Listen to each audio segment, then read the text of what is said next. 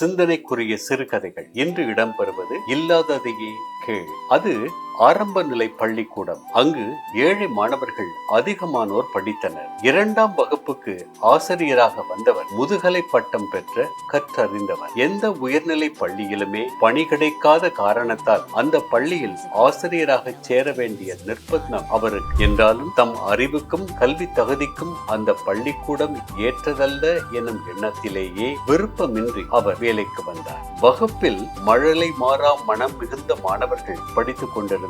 அன்றுதான் அவருக்கு வேலையின் முதல் நாள். தாம் முதுகலை நிலையில் கற்றவற்றை அரும்பிக் கொண்டிருந்த மாணவரிடம் பகிர்ந்து கொண்டிருந்தார் ஆசிரியர். அவர் பேசிய விதமும் மொழி வளமிகு கருத்துகளும் மாணவருக்கு புரியவில்லை. சற்று நேரத்தில் அதை உணர்ந்த ஆசிரியர் மாணவர் நிலைக்கு இறங்கி வந்து அனைவருக்கும் புரியும்படி பேசினார். உங்கள் முன் கடவுள் தோன்றினார் என்ன வரம் வேண்டும் என கேட்பீர்கள் என கேட்டார். அதை கேட்டவுடன் மாணவர்கள் போட்டி போட்டுக் கொண்டு பதில்களை தர தொடங்கினர். மாணவன் ஒருவன் நிறைய பணம் கேட்பேன் சார் என்றார். கடவுளிடம் பணமா கேட்பது?